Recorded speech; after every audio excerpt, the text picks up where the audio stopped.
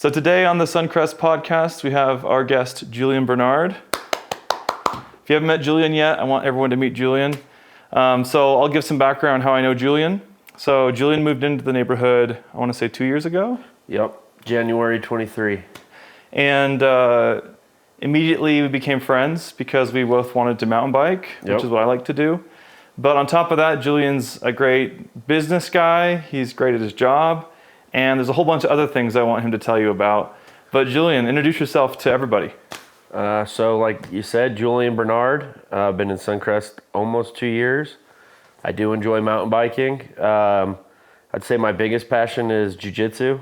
I still compete competitively, even almost at 40. So I did the World Championships last year, got second place. And then I work. I'm a construction worker. Not really anymore, but I am a construction manager. I have my general contractor's license, and I'm working on my business degree right now at the U. And then obviously the most time-consuming parts are 3 kids, shuttling to sports and dance practices and birthday parties, and over here to hang out with the Gibbies. So it sounds like you're a busy guy. From what I know, you've risen through the ranks in your job, and that's drawn you into Suncrest. Can you give us a story of how you found Suncrest and how you're here? So if we equate it to my job, it's going to take a couple steps, but it does all equate. So I started at the company I am now with very little home building management experience. I've done a lot of the framing. I was a licensed building inspector, but I had never ran housing tracks. So I started actually in Bakersfield, California. I got a job 5 years ago with my company, and I managed my first track, and I've slowly worked my way up. That experience in Bakersfield gave me the opportunity to come to Utah and start the state of Utah. So I was the first outside employee that came into Utah for my company. I've promoted a few times. I'm working on another one. So I went and got my general contractor's license. Now how that equates to Suncrest, we obviously didn't know anything. We bought our house sight unseen, which is kind of crazy. But we picked this location because I didn't want to be in a city. I didn't want to be around a lot of people, but I didn't want to have to drive to everything. So this is like the best location if you have to traverse Utah County and Salt Lake County. We have land in Santa Quin, Springville, Eagle Mountain, and Grantsville. So this is kind of like the best location. And then once we moved here, you know, the 7,000 trailheads, the awesome people, all of that stuff was just luck, really. Secondary. Yeah. When you say we have land, you mean the company you work for has the land? Yep. The land you own is a slice of Suncrest, is that correct? Yeah, I think we're like just 0.18 acres. Yeah, that's what I actually own. With a great view of the, is it the Utah County view? Or? It's we're kind of cockeyed a little northwest. So from our back porch, we can actually see the Great Salt Lake. So I'd say the actual direction of our view is towards Harriman. Okay. So you kind of have to go out, and then you can see even farther north, which is the most confusing thing in the world, because when I'm standing in my house, it does not feel like I'm looking north. So being here 2 years now, you're kind of becoming a long-term resident. You've kind of settled down. Yeah. So what made you commit to it beyond just sight unseen? You didn't know what you're getting into, but it was just a great fortuitous move. Yeah. I would say there's probably 2, 3, 4 main reasons. Number one is the people. Like you hear about, I tell people all the time, like technically this is Draper, but really it's Suncrest. People in Suncrest are different than people in Draper. They're different than people in Highland. These are just Suncrest people. And I would say that I'm a Suncrest person, like a little more laid back. I'm going to sound like a jerk, but probably a little less superficial. You know, right. let's have fun. Let's enjoy. Let's have some pride in where we live. And that seems like the majority of everyone I meet up here. Huge cross section of people, which is also cool. I mean, I have a pilot as a neighbor. I have a software person as a neighbor. I do construction. I mean, it's just everything, which is cool. The second thing is the location. I mean, Right. I could never, after living up here, go live in one of the cities. It's hard to go from the mountain life, I call it the mountain life, back to the valley or city life. Exactly. I tell everyone when I describe it, I said, we live in the middle of everything without being in the middle of anything. Is that your quote? I don't know. I think so, but somebody could have said it first. We can make it the tagline on the sign. That's fine. Just throw unknown under it, then we're covered. Julian Bernard. Or unknown. That's great. And then I really like the snow, which is weird. I don't snowboard. I don't ski. I'm not opposed to it. Not yet. Yet. Yeah. But people are nicer, I think. I always say, this is another thing I say. I know I didn't say this first, but people are nicer when you know you can die. And if we all get up here and stuck in the snow, everybody instantly works together because they know that like one person can't survive that. That is interesting. I never heard that said before. So that was something you've heard in the past. Yeah, and if you look at like Scandinavian culture and stuff like that, they have to have community. You don't just go live in northern, Norway and really cut it on your own.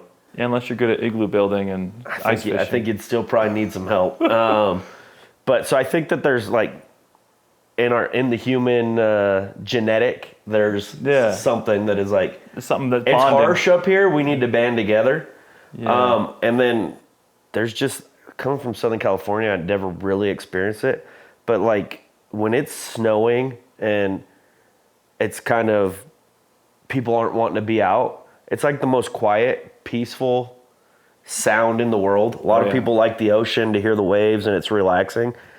And I don't disagree that that's relaxing. But for me, like if I'm on my back patio and it's just coming down, it's like nothing. It's like white noise, literally and figuratively, like the best. You get me excited for the silence and the snow. The snowblower is also kind of cathartic. There's kind of a thing with that. It's a drone. It's like when you sleep in your bed and you have just a droning sound. It actually ends up blocking out all the other sounds. That's a great observation. Yeah. And I think like people who stay here probably share the same feelings or sentiment. I know I do. Yeah.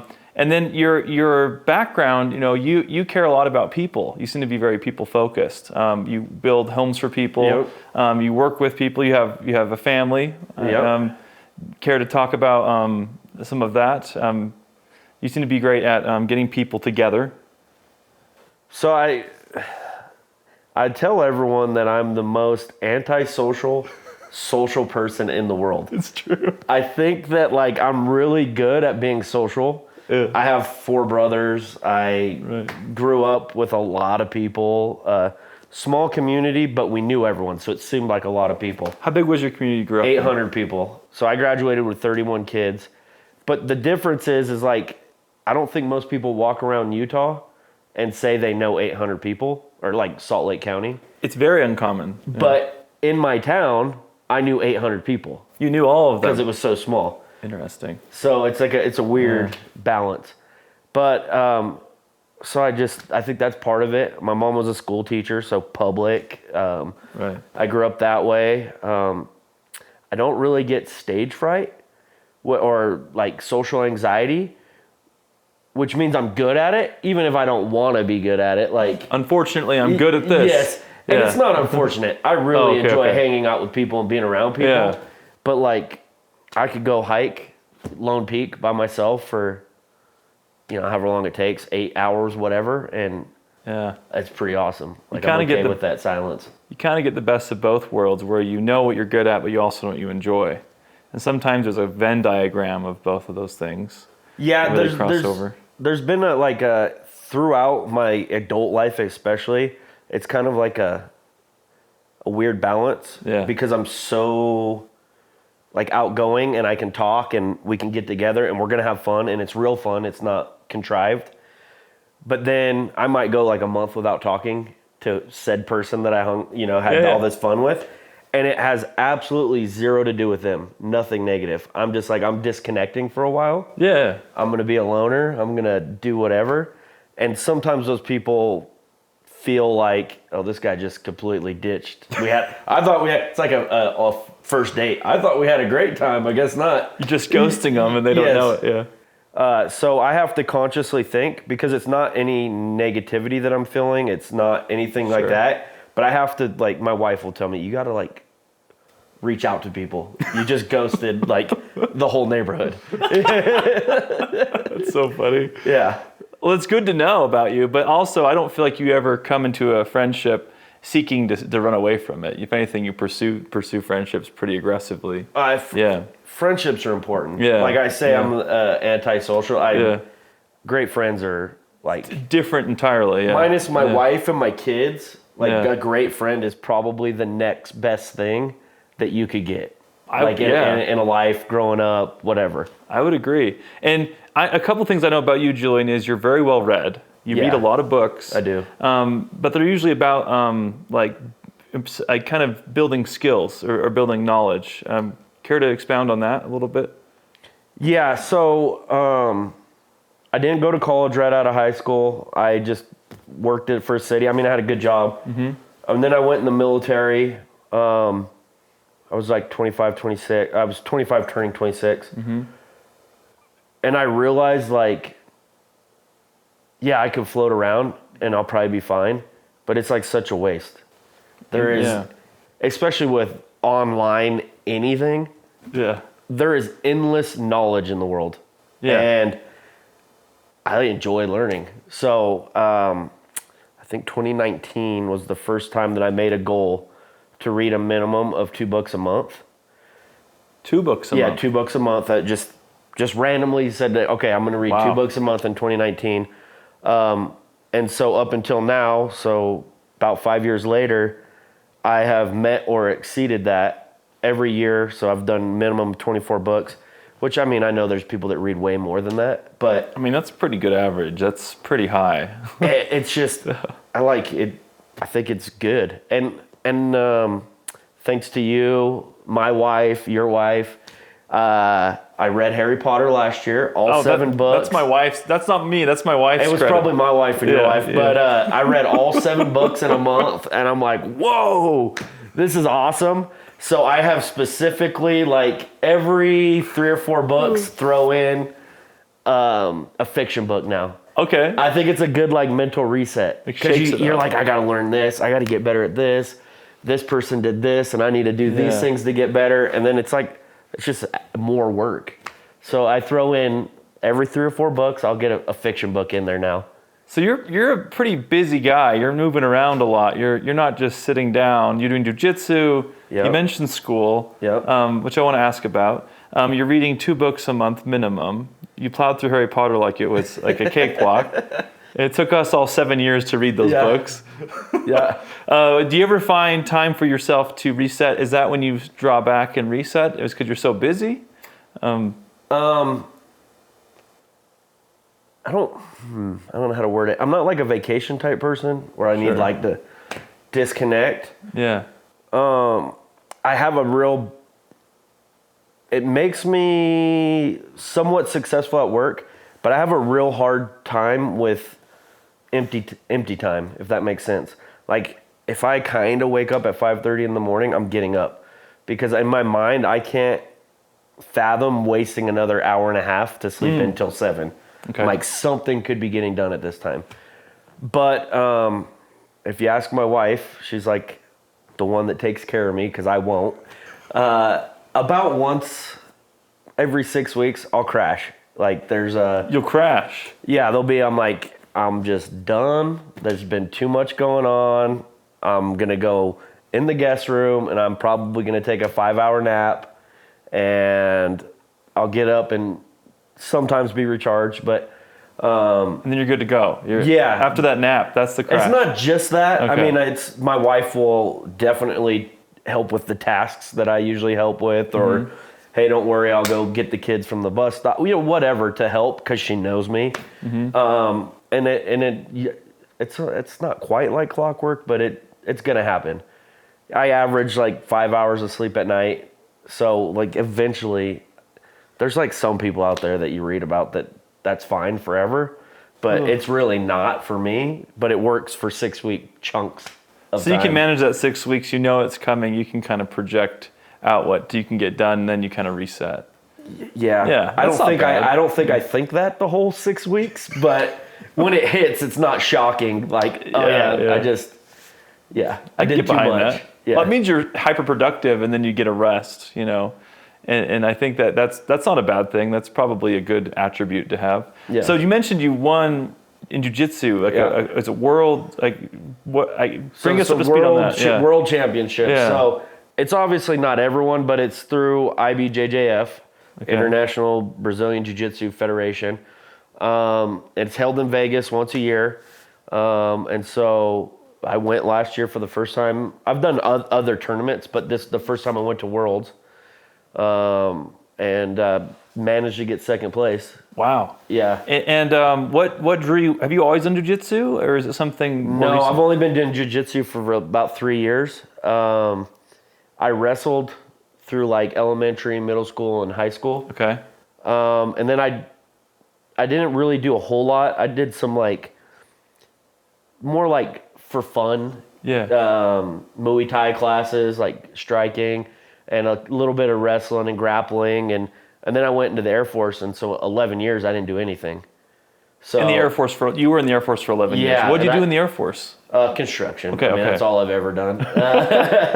Different levels. Like I've done the work. Now I manage the work. Yeah. And now I'm kind of past even managing the work. Now I'm managing the area of work being done. The vision. Yeah. So it's. I also had 4 brothers, so I think I was always fighting or grappling or. Are you the oldest or youngest? Or I'm middle? number 4 of 5. So you're in the younger. So you had to fight for things a little bit. Yeah, my next Yeah. oldest brother's 10 years older. 10 years older. Yeah. I didn't know that. Yep. Wow. So there's a 17-year gap between 1 and 5. So 4 brothers, 5 boys total. You grew up your whole life in California? Yeah, minus military. Like I was stationed other places, but like home base was always California up until 2 years ago. But you don't seem like you're a Californian. You seem like a Suncrest person, if that makes sense.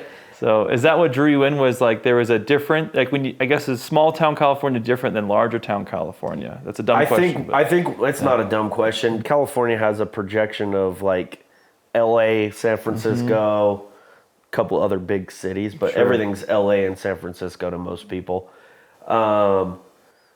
But once you get outside of there, I mean, I grew up next to a military base in the middle of the Mojave Desert. Really? Yeah, the most un-California type place. I mean, nobody's going to visit that place. Except you. You're going to visit it. I haven't been back in a while, but I mean, there's still friends there. So California's just huge. So you get everything. Now, those cities are so big and the population's so big that that's a bigger influence. Right. But I mean, it's a border town on one end. At the top of California, it's in the middle of the forest, very low population. I mean, Bigfoot sightings. Then you have San Francisco, which is like the freaking gold rush, the craziest Wild West city. It's where movies are made, really. Yeah, I mean, Westerns, but if you look at like the 1850s, I think 1849 was the gold rush. That was like cowboys. That was dudes that were killing people on the streets. And now it's the San Francisco, and so it's the weirdest place. Like I haven't really spent time in New York. I'm sure that would rival it with the diversity and the all the melting pot and stuff. But but that would be the only place that I could think of. California is the best state geographically. Yeah, you have snow, you have mountains, you can surf in the same day as you snowboard. It's like a whole edge of the country. Yeah, but there's other things that it's just too many people. So you found yourself, not to put words in your mouth, but you found yourself liking living in Utah more than being in California. Oh yeah, yeah. So what's being an outsider coming in? What is it that stands out to you about Utah in general, and then maybe Suncrest specifically, that is different from California? Some of it is just a feel. Like it's slower, because I didn't live in that small town. I lived in Bakersfield, which is over 1 million people in California. Some of it is just like a buzz. Some people actually thrive on a city buzz. Like you hear people like, I can never leave New York because it's like energizing to me because there's so much going on, which makes sense to me. I don't think that that's my energizing factor. Like it's more like what we talked about, the silence of the snow, the hiking, those type of things. I would say that those are more like what makes me charged up. Yeah. So I think that there's a place for everyone. Utah's just naturally more outdoorsy, more nature than Bakersfield. I mean, there's places like that in California. People are like, there's really nice people in California all over. There's really crappy people in Utah too. But the more, I think the average of nice people that I run into is higher in Utah. Interesting. I don't want to disparage like either state or anything like that, but I would say the average, especially up in Suncrest for sure, more than even the rest of Utah, the average of nice people is higher. Yeah, elevation-wise, it's higher too. Yes. Yeah, because everyone's higher up in elevation. Yeah, maybe a lack of oxygen makes you less pissy. Might be. Last question, then we got to run. Best football team and why? Well, this is a no-brainer. It's the San Francisco 49ers. We've been cheering for them. Well, I have my whole life. Now my family's in it, all in. My dog's name is Niner. Okay. We go to games. I mean, it is, yeah. Huzzah! It's the football game. It's my family. The girls don't care. My wife does. My daughters don't care about football. They just like when we're all together cheering. Yeah. You came and watched the Super Bowl with us. I did. It's fun. It was a blast. Yeah. It's fun watching you watch football. That's what I like the most. Yeah. And then I told my wife, because she wants to come on here next.